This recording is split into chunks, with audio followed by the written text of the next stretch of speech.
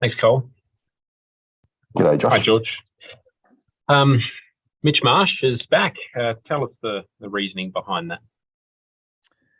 We've got Mitch back. Hang on a second. I'm just big on my screen. That's ugly. Yeah, great to have Mitch back. He hasn't really had the opportunity to be bowling in longer format cricket for some time. So the operation that he had just prior to Christmas has worked really well. We're confident that we can get him back and up, available as an all-rounder.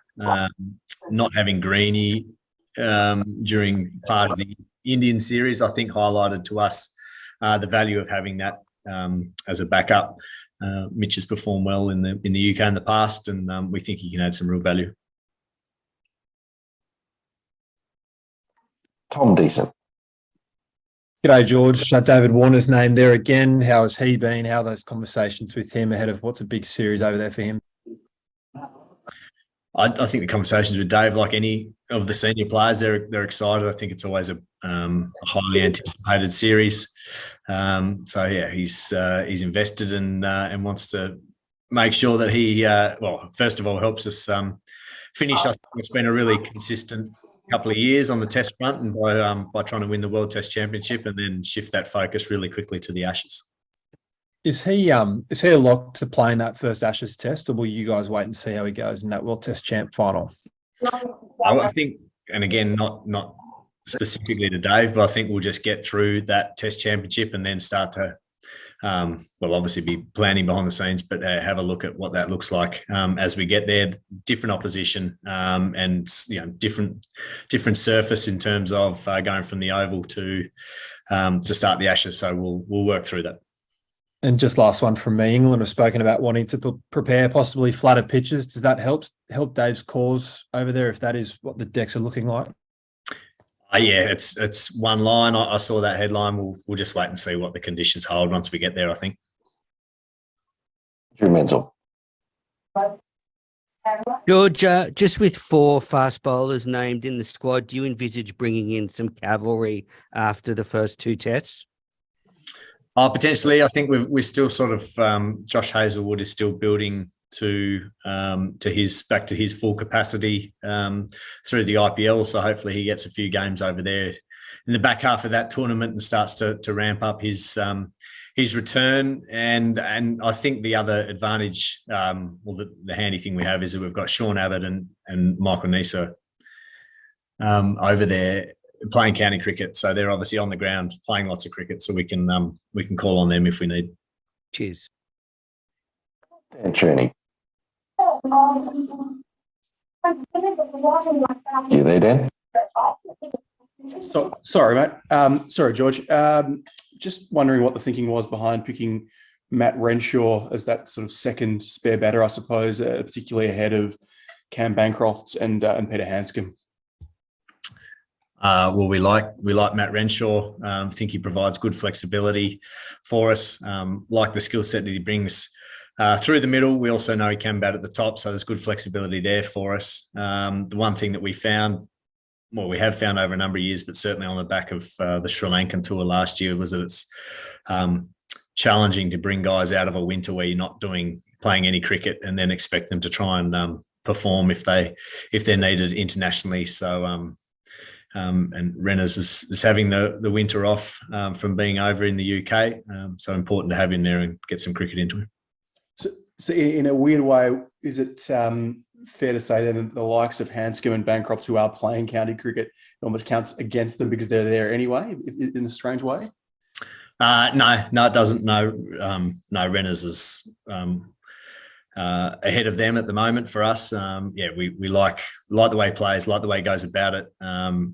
Tough tour and his opportunities in India, but we like the skill set that he brings in the UK.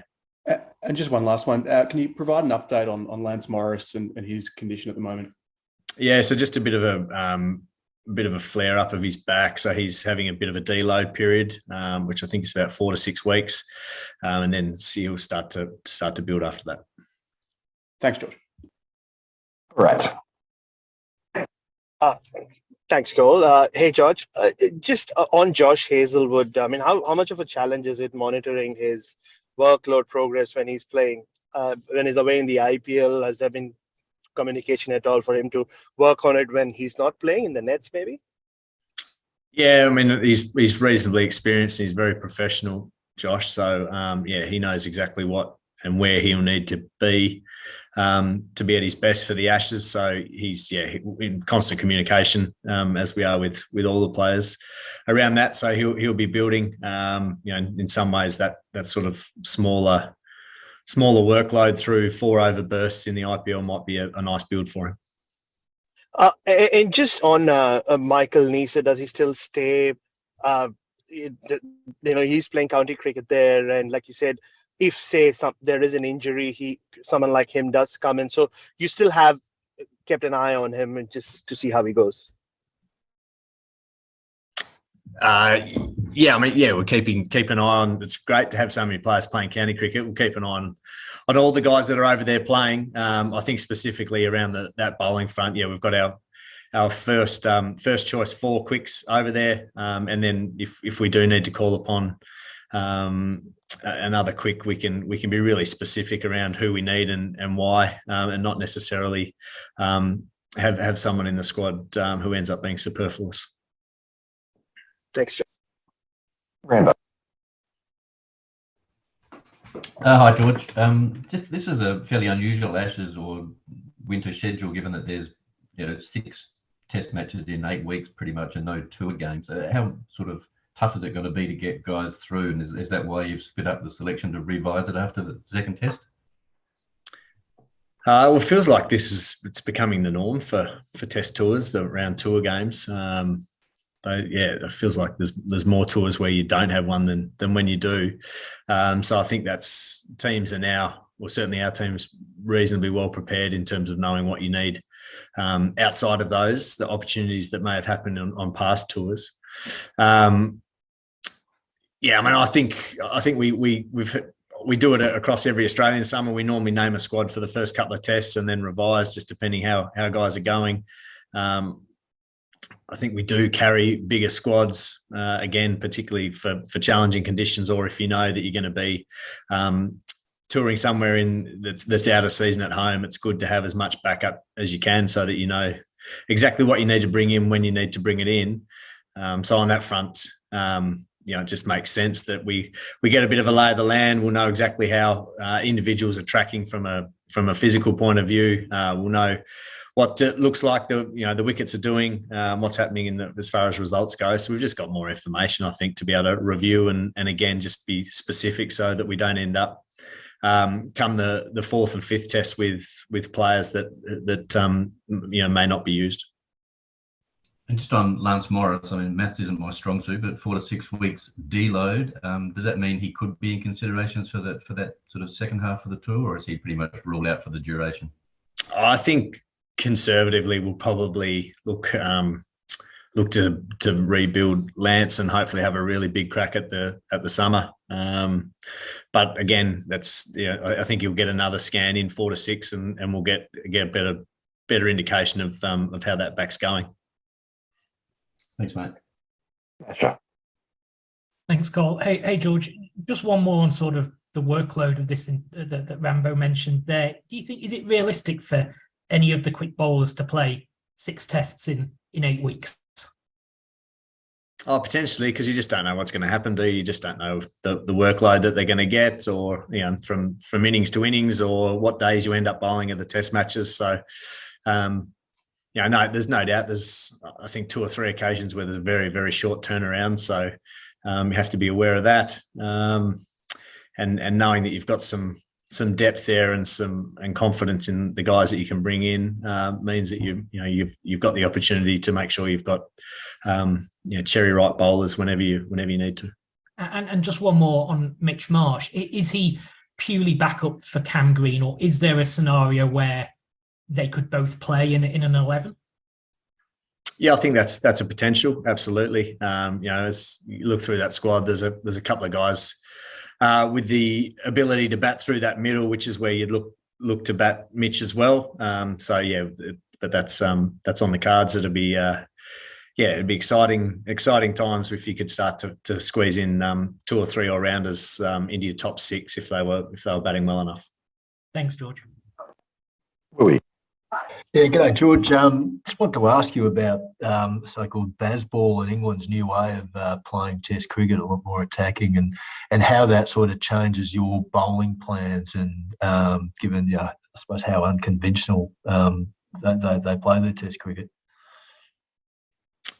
Mate, it's probably a question for the coaching staff, I think, and the bowlers themselves rather than selector in terms of bowling plans. But in terms of, I suppose, Australian teams generally in the past, the sides they fear the most, I guess, are the ones that can really take the game away quickly. I mean, does that, you were, I guess, spoken to McDonald about that, I suppose, sort of strategies? Yeah, your words. I'm not sure that we've feared teams in the past. Clearly they're playing some really good cricket. So we'll deal with that as you do with any team when you get there. But I think our focus will be primarily on the way that we want to play.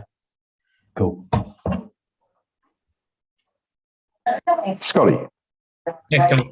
George, just going back to David Warner for a second. I know you say as far as the first Ashes test, that's something you'll worry about or be thinking about during the World Test Championship final. But is David locked in your mind to open with Usman in the World Test Championship final against India?